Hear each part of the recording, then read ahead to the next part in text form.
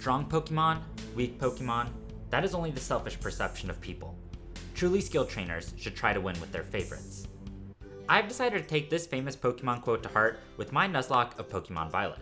Earlier this year, I ranked my 100 favorite fully evolved non-legendary Pokemon, the kinds of Pokemon I would use in a Nuzlocke. And today, I will be Nuzlocking Pokemon Violet, but in each new area I come to, I will be catching my favorite Pokemon findable in that area. The journey begins when I pick my favorite of the Paldea starters, Scarlet the Fuecoco.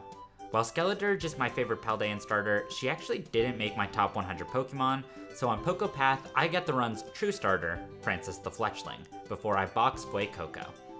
This then takes me to South Province Area 1, where I catch a Nuzlocke classic of mine, Marty the Azurill, and thankfully, he has huge power this time. I'm actually nervous for this first fight against Nemona because of her Terra Electric Thundershocking Palmy that could ruin Francis. Francis starts out against Brigatito, working down his health with Pex. Marty comes in against Palmy, and he's leveled up high enough to take a few Thundershocks. All it takes is for one slam to connect, and Palmy goes down to the stab huge power boosted attack. Before I head to Katie's Bug-type gym, I catch my South Province Area 2 encounter, Evan the Eevee. I head to a nearby tower to get a Thunderstone, which I immediately use to evolve Evan into a Jolteon, my favorite of the evolutions. With that, it's time to take on Katie. I terrestrialize Francis into the flying type, and 4 pecks later, the battle is already won. That was an easy first gym badge. My next teammate is Graham the Growlithe, who will be helpful against Brassius. But before I get there, I need to take on the Titan Cloth. I head to the East Province Area 1 to catch a great counter to Cloth, Skippy the Skiddo, but I forget to check his level before encountering him, and unfortunately he is way above the level cap of 17. I evolve Francis into Fletchinder, and Marty into Marill, who now has the useful water type. Then I head to West Province Area 1 to catch Gimli the Gibble, hoping to use his ground type against Cloth. I want to give Marty a physical water move so he can take advantage of his huge power ability against Cloth, so I head all the way across the map to Glacido Mountain to get the TM for liquidation. I'm still worried about taking too many hits from this Cloth, so I start out with Evan to lower its accuracy with sand attacks. That's when Cloth hits Evan with a block, preventing me from switching him out. This is very bad. Jolteon's highest power attack is a normal type move that Cloth resists. This battle only ends one of two ways. Either Cloth goes down, or Evan does. I see only one annoying path to deathless victory, and it's to lower Cloth's accuracy more, dodge attacks, and survive just enough connecting Vice Grips to take this first round of Cloth out with Thundershocks.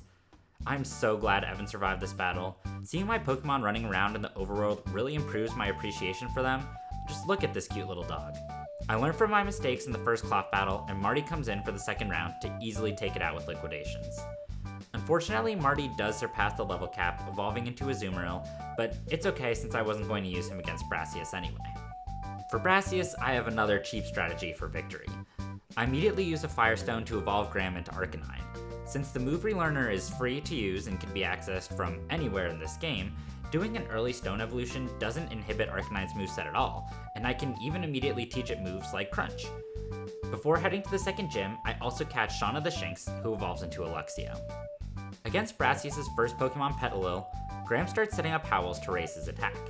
He's slowed down a little bit by Petilil's Sleep Powder, but Petilil can't do much damage to Arcanine, and when he terrestrializes into the Fire type and wakes up, he absolutely destroys the rest of Brassius' team with boosted Flame Wheels. My next turtle is the Titan Bombardier. Shauna starts out against the Open Sky Titan, doing great damage with Terra Electric boosted Sparks. All she has to do is dodge a critical hit from Rock Throw, and the victory is easily hers. I thought Shauna easily had this battle, and it was really sad to lose my first Pokemon of the run, especially a Pokemon that I had used so much in my Brilliant Diamond Nuzlocke.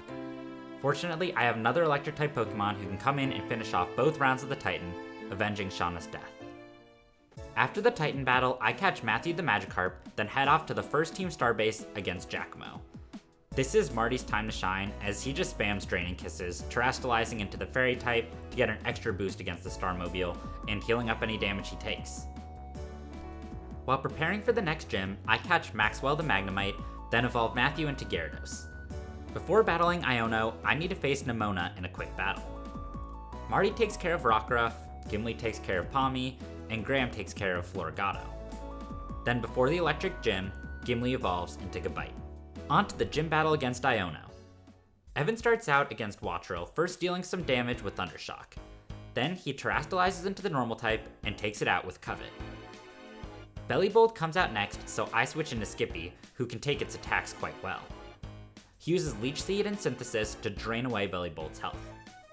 Up next is Luxio, and Skippy can once again use the Leech Seed Synthesis combo to drain its health until he can finish it off with a Razor Leaf.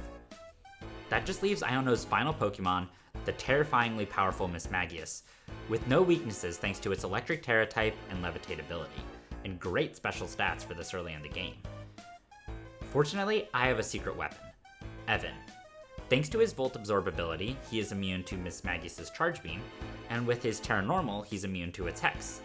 All Mismagius can do against my Jolteon is use Confuse Ray and hope for the best, but my Electro Dog keeps using Covet until Mismagius is gone, winning me my 3rd gym badge. Next up is the Fire-type Team Star member Mila. She slows down my Water types a bit with Torkoal's Drought ability since the harsh sunlight reduces the power of water moves, but Matthew terastallizes into the Water type and handles it with some Waterfalls, healing up with leftovers as needed. He stays in against the Starmobile for as long as possible, but once he gets into crit range, I swap Matthew out for Marty just as the sunlight disappears. With that limitation gone, Marty is free to finish the fight with just a couple more liquidations. After that victory, I head to East Province Area 3 to catch Bailey the Bagon. This is also where I chase down the Titan Orthworm. The battle against this Titan isn't too exciting. Graham just kind of wins with repeated Flame Wheels. But then I get a few more new encounters before the Water-type gym. First is Shirley the Shroomish in West Province Area 3, followed by Steve the Knackley in West Province Area 2. I also head to the Asado Desert to get Sandy the Sandile. It's there that Maxwell evolves into Magneton, and Shirley evolves into Breloom. Kofu is the Water-type gym leader, and I start out with my incredibly fast Jolteon. Evan outspeeds and KOs both Kofu's Veluza and Wugtrio. Kofu's Crabominable has the attack stat to hit crazy hard though, so I switch into Shirley on a Crabhammer. I get amazingly lucky that this triggers Shirley's Effect Spore, putting Crabominable to sleep. With that, she is able to Terrasilize into the Grass type and destroy the end of the 4th gym battle with Giga Drains. It's time to round out the box a bit more as I head to Glacido Mountain South to catch Murray the Mudbray. Then, at the Delhi Zappa Passage, I catch Axel the Axio. I evolve Murray into Mudsdale and Maxwell into Magnezone, then head to face Atticus, the Poison-type Team Star leader. Skuntank is Atticus' first Pokemon, who can only hit Maxwell with Sucker Punch, allowing me to set up Thunder Wave and paralyze it. With some good luck, Maxwell takes Skuntank out with Flash Cannons, taking no damage in return. Revavroom is next, and fearing its Bulldoze, I move into Murray. Thanks to Murray's stamina ability, every attack against him raises his defense. He absolutely eradicates Revavroom with a high horsepower. Up next is Muck, and even as Murray's health is dwindling, he takes it out with a single high horsepower. Last is the Starmobile, and I send out Maxwell, who is immune to its Noxious Torque and Smog attacks. He tears into the Steel type, working down the Starmobile's health with Flash Cannons. When Maxwell's health gets too low, I send out Gimli to end the battle with a super effective Bulldoze. After the battle, I catch Misty the Misdreavus in the Tag Tree Thicket, who will be important in the next gym match against Normal-type user Larry. Shirley starts out against Kamala. Kamala uses a Yawn, but Shirley is able to take it out with 2 Mach Punches before she falls asleep. Against Dunsparce, I switch into my perfect counter, Misty the Misdreavus. She's immune to Hyper Drill thanks to her Ghost typing, and immune to Drill Run thanks to her Levitate ability. Larry's final Pokemon is Staraptor, and Maxwell resists both its normal and flying attacks. By terastallizing into the Steel type, Maxwell can boost his Flash Cannons to take Staraptor out with just a couple of hits, earning us our 5th gym badge. Immediately after, I'm challenged again by Nemona. Shirley takes care of Lycanroc, Marty takes care of Goomy, and Gimli takes care of Pomo. Things get a little scary against Meowscarada since she outspeeds Graham with Flower Tricks, but fortunately he has the priority Extreme Speed to finish the battle. My next challenge of the run is Ghost Gym Leader Ryan. Evan terastallizes into the Normal type, becoming immune to Ghost type moves, then uses Thunderbolt to break Mimikyu's disguise. Mimikyu does some damage to Evan with Slash, but then Sandy takes Banette out with a single crunch, triggering Sandy's Moxie ability to raise her attack too. The crowd cheers on my team, resulting in Omni boosts for both my team members as well. Jolteon goes for another Thunderbolt into the Mimikyu, bringing it into the red. Thanks to her speed boost, Sandy now outspeeds the Mimikyu and takes out Houndstone with another crunch, getting yet another attack increase. One last Thunderbolt from Evan takes out Mimikyu, and one last crunch from Sandy takes out Toxtricity, earning us an easy 6th gym victory.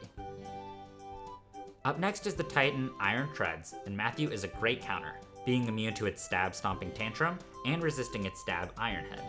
He just uses Waterfall repeatedly until the battle is won. In South Province Area 6, I catch Donovan the Donphan before training up my team for the Psychic Gym. Training up my team has been so much easier and more enjoyable in this game than any other I've played before, thanks to the simplicity and fast pace of the overworld auto battles. Before I get to fight the 7th gym, I have yet another Nemona battle. Marty takes out Lycanroc easily with the Liquidation. Murray comes into high horsepower Pawmot. For Sliggoo, I switch back into Marty and handle it with Play Rough. Finally is Nemona's frightening Meowscarada, and it's going to be even harder to handle this time because it has started to rain. My usual counter would be Graham the Arcanine, who can Terrastalize and use powerful fire attacks, but with the rain nerfing his power, it doesn't even do half of Meowscarada's health. Since Meowscarada has started going for Slash against Arcanine, I use Misty as a pivot. She baits Meowscarada into using Flower Shriek, then I send out Shirley to resist the attack, though it still does almost half her health with the guaranteed crit. I know there's a good chance Shirley goes down this turn, so I opt for a Mach Punch to get some damage in. But Meowscarada goes for Slash, meaning Shirley lives. Shirley goes for another Mach Punch, but it's not quite enough, and another Flower Trick on the following turn leads to my second death of the run. I send in Skippy, who has the Sap Sipper ability, making him immune to Flower Trick, and he finishes this roller coaster of a battle against Nemona. Had I played differently, I may have been able to save Shirley, but the panic of navigating around the rain prevented me from seeing other safer outs. My battle against Tulip, though, goes very differently and can be summarized in about 2 words. Crocodile, Moxie.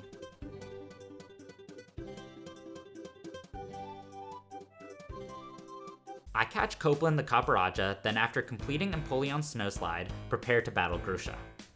I start out with Maxwell against Frostmoth. Frostmoth unfortunately sets up a Tailwind, but then Maxwell Terra Steals and instantly knocks it out. Against Beartick, I send in Marty, but he's hit by a critical hit Earthquake. At this point, I think I need to stall out Grusha's Tailwind in order to take this Beartick out, so I swap into Steve. I then switch again into Copeland, at which point the Tailwind peters out. Still, I don't want to take any damage on Maxwell, who needs to come in against Beartick. I decide my best play is to sacrifice Steve to get the free switch. Rest in peace, Minecraft guy. Maxwell switches in and, with a Terra-boosted Flash Cannon, takes Beartick out. So Titan comes in and it's the same play, another Flash Cannon for the Oko. Altaria comes in and Maxwell gets great damage with Flash Cannon, bringing it into the red, but since he gets confused by Altaria's Hurricane, he hits himself on the following turn. That means I need to swap Graham in to finish the battle with a final move of Flame Wheel. And that concludes the Violet Gym Badges. Now I head to gather up some more encounters. First is Lucas the Lucario in North Province Area 1, followed by Tinkerbell the Tinkatuff at Glacido Mountain North. I then head to the Fairy-type Team Star member, Ortega. This battle is almost an easy Maxwell sweep thanks to his super effective Flash Cannons, but the Starmobile uses Confuse Ray against him, and due to some bad luck, Copeland needs to come in and handle the last chunk of the Starmobile's health with Iron Head. I catch Sierra the Scyther, then head to the final Titan of the run. Maxwell handles the Dondozo parts of the fight with discharges, and Marty handles the Tatsugiri with play roughs. That brings me to my final encounter of the whole run, Noya the Noivern. And just in time too, as I head into my final battle before the Elite Four, Airy, the fighting type user. Airy starts with Toxicroak, so I start with Bailey, now a Salamence. Just a dual wing beat is all it takes. Annihilate comes out next, and I switch into Marty on an Ice Punch. He then Terrastalizes into the Fairy type to take out Annihilate in a single hit with Play Rough. Passimian is next, and I need a way to get Misty out. I let Copeland go out to beta close combat, thinking he has the bulk to take one hit, but Passimian gets a crit, and Copeland goes down. Misty swaps in and takes out Passimian with just 2 Shadow Balls. Up next is Lucario, and Marty comes out to take a couple Aura Spheres and knock Lucario out with Play Roughs. Last is the Starmobile, and I need to have a free switch here. I send out Misty, who gets a little chip with Shadow Ball before letting her go down on the following turn. This lets Bailey come in for free, and I think she has what it takes to work down the Starmobile's health. However, that's when Aerie starts going for shift gear, raising both the Starmobile's speed and attack. The Starmobile also has the stamina ability, so every time Bailey hits with dual wing beat, its defense goes up by 2 stages. Upon realizing this, I know Bailey won't be able to take out the Starmobile with dual wing beats, as each of her attacks does progressively less damage. Fearing what the Starmobile's boosted attack could do if I were to switch, I keep Bailey in as long as possible to do bits of damage until she's taken down by a spin out. Thank you for your help, Bailey.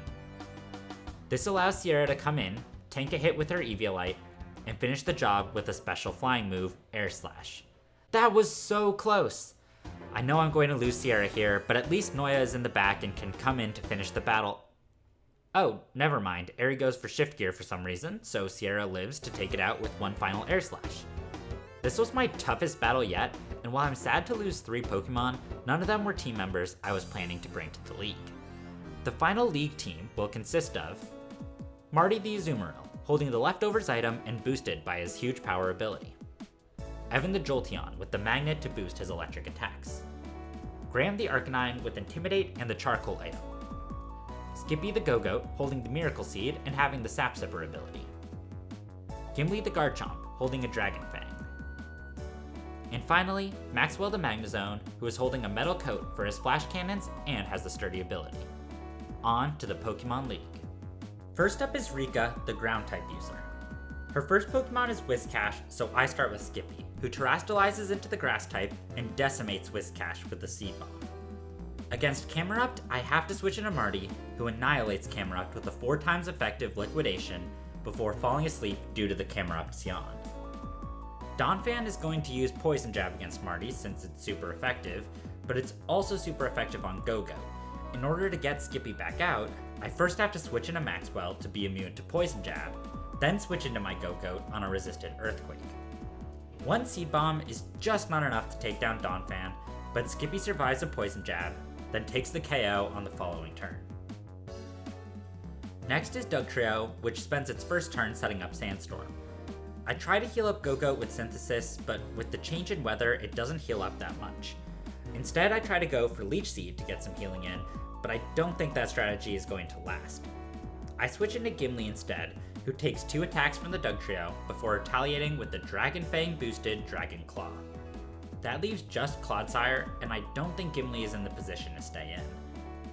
I switch into Marty since Clodsire doesn't have any poison attacks. The Sandstorm subsides, but Marty can't do much while he's asleep. Fortunately, the lack of Sandstorm now means I can move back into Skippy, who heals himself up to full HP with Synthesis, then fights through Clodsire's Earthquakes and Toxics to finally finish it off with Seed Bomb. That brings us to our second Elite Four battle against Poppy, the Steel-type trainer. The battle starts off easy enough with Copperajah, Bronzong, and Corviknight. Send out Graham, Terastallize, choose Flamethrower. Eventually comes Magnezone though, who survives a Flamethrower with Sturdy, then retaliates with a Discharge that, unluckily, gets the paralysis on Graham. Not wanting to risk a full para followed by a crit on Graham, I switch into Gimli on an immune Discharge. He finishes Magnezone off with a Bulldoze. That just leaves Tinkaton, which Gimli hits hard with a Dig. He survives a Gigaton Hammer, then finishes off our second battle with a Bulldoze. That wasn't too difficult. The battle against Larry's flying team will be a little more complicated though. Graham starts out by tearing through Tropius, but against a Raptor, I use Maxwell as a pivot on a resisted Brave Bird to ultimately get Marty out the following turn on a resisted Close Combat. I protect for a bit of leftovers healing, get hit by a powerful Brave Bird, but then follow up with a Liquidation that takes the Raptor down. My counter to Altaria is once again Marty, so I first protect for a bit more leftovers healing, then take it out with Play Rough. Now, Oricorio is where things get particularly annoying. I'm very afraid of the attacking power of Larry's final Pokemon, Flamigo, but fortunately Evan can outspeed and defeat it with just one Thunderbolt. In order to do that though, I need Jolteon to be out when Flamigo hits the field. Oricorio has two options to foil that plan though. Teeter Dance, which can confuse Evan, or Icy Wind, which lowers his speed, meaning he wouldn't outspeed the Flamigo.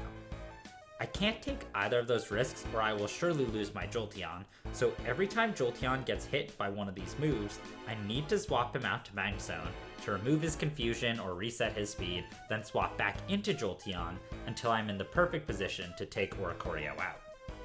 Finally is just the aforementioned Flamigo, which Evan defeats with a powered up Thunderbolt. There's only one last trainer standing between me and the champion, the Dragon-type user Hassel. But I have a plan. Marty starts out against his speedy Noivern, wiping it out with a Play Rough. That brings in Dragalge, but since Marty is immune to dragon moves, I know Dragalge won't go for Dragon Pulse. That means it's safe for me to bring in Gimli on a resisted Sludge Bomb, and he can outspeed and OHKO Hassel's next 3 Pokemon thanks to his Dragon Fang Dragon Claw combo. All that's left is Baxcalibur, and Marty has the perfect type combination to resist all of its attacks, healing up with leftovers until he's ready to finish it off with Play Rough. With my full team still alive, it's time to take on Champion Geeta. Maxwell is actually the perfect counter to her Espathra since he resists all of its attacks. Unfortunately, his special defense is harshly lowered by Lumina Crash, and though he gets good damage in with Flash Cannon, I don't want to risk a crit or anything on the next turn. Out comes Evan, who outspeeds and thunderbolts the Espathra. Avalugg comes out next, and fearing an Earthquake, I switch into Skippy to resist the attack. Now that he's baiting an Ice-type Avalanche, I can safely send out Graham, who defeats Avalugg with a single charcoal-boosted Flamethrower. King Gambit is next, so I Terastallize Graham for some extra firepower, then OHKO it with another Flamethrower.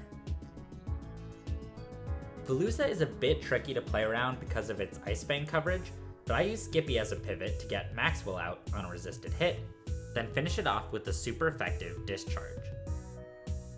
Go-Goat is next, and once again, Graham's overpowered Flamethrower saves the day. That leaves just Geeta's Terra Rock Lamora, and I send out Gimli the Garchomp. He does great damage with Dig, then all he needs to do is dodge one crit, which he does. That gives him the opportunity to use one final Dig, defeating Geeta's last Pokemon and earning us a Deathless League run. But of course, my Violet journey isn't quite over yet. I have 5 more major battles before the Nuzlocke is officially complete. First up is Arven, and for this battle, I swapped out Evan for Sierra the Scyther. Arven starts with Greedent, and Skippy is a good counter for a while, attacking with Seed Bombs and healing with Synthesis, until Greedent's Body Slam gets a paralysis. At that point, I need to switch into Gimli to take the Greedent out. That brings in Toedscruel, who takes massive damage from Dragon Claw, before putting Gimli to sleep with Spore. Sierra comes in to finish it off with Wing Attack. Garganacl is next. I use Maxwell as a pivot and get Marty in, who takes Garganacl out with 2 liquidations. Unfortunately, during this time, Garganacl was able to set up Stealth Rock against my team. Graham comes in to Terastallize into Fire again, to wipe out Scovillain with a Flamethrower, and the following turn he outspeeds to do the same thing to Cloyster. Arven's final Pokemon is Mabostiff, and Marty's Fairy typing allows him to switch in, take its boosted crunches, and finish the battle with a couple of Play Roughs. Next up is my battle against Clive. Sierra stays on the team for this one, taking out Oranguru with 2 X-Scissors before falling asleep to a yawn. Abomasnow is next, and of course Graham is my clear counter. Unfortunately, Abomasnow sets up an Aurora Veil, but even that isn't enough to protect it from my Terrafire Charcoal Flamethrower Arcanine. Houndoom is next, so I switch into Marty. Houndoom uses a Fire Blast that burns Marty, tragically cutting his attack. Marty stalls a bit to heal with Protects, also allowing Aurora Veil to run out. He does take a nasty super effective Sludge Bomb from Houndoom, but he's able to finish it off with Liquidation. Amoonguss is out next, and that brings in Graham again to use Flamethrower. Against Poltegeist, I send out Gimli, who can take it out with a super effective Crunch. That just leaves one terrifying Pokemon, Quaquaval.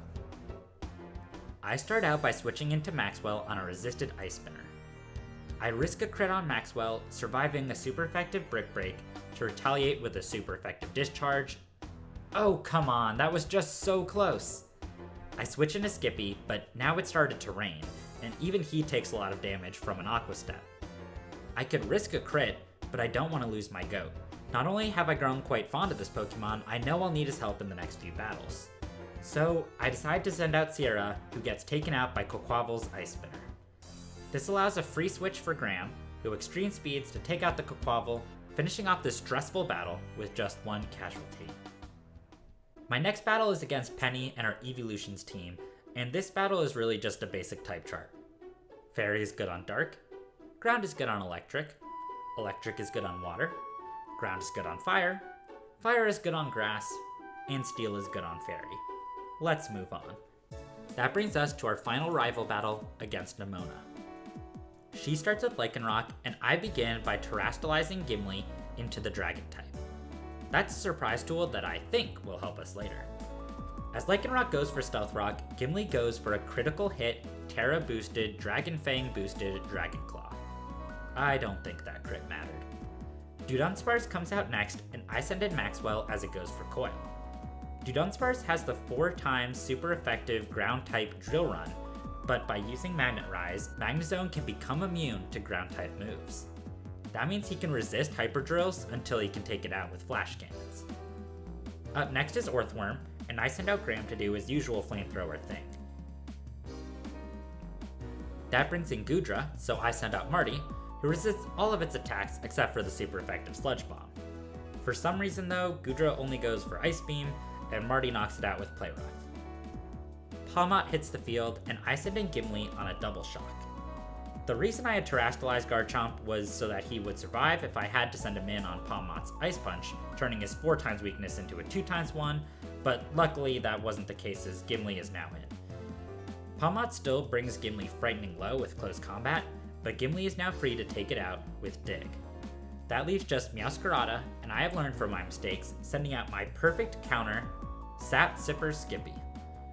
He and Meowscarada have a Play Rough battle that Skippy wins thanks to Synthesis, and I've officially finished my last battle before Area 0.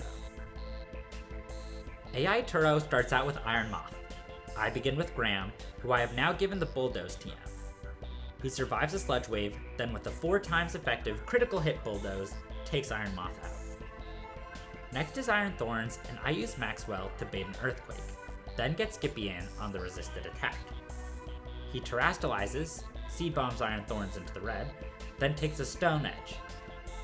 On the following turn, Seed Bomb finishes the job.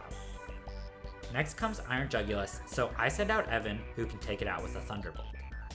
That brings in Iron Hands, and Gimli is my counter, who can take it out with just 2 super effective digs. Iron Bundle comes in and sets up the snow, but it's no match for a discharge from Maxwell. That just leaves Turo's final Pokemon, Iron Valiant, who gets an attack boost thanks to its booster energy.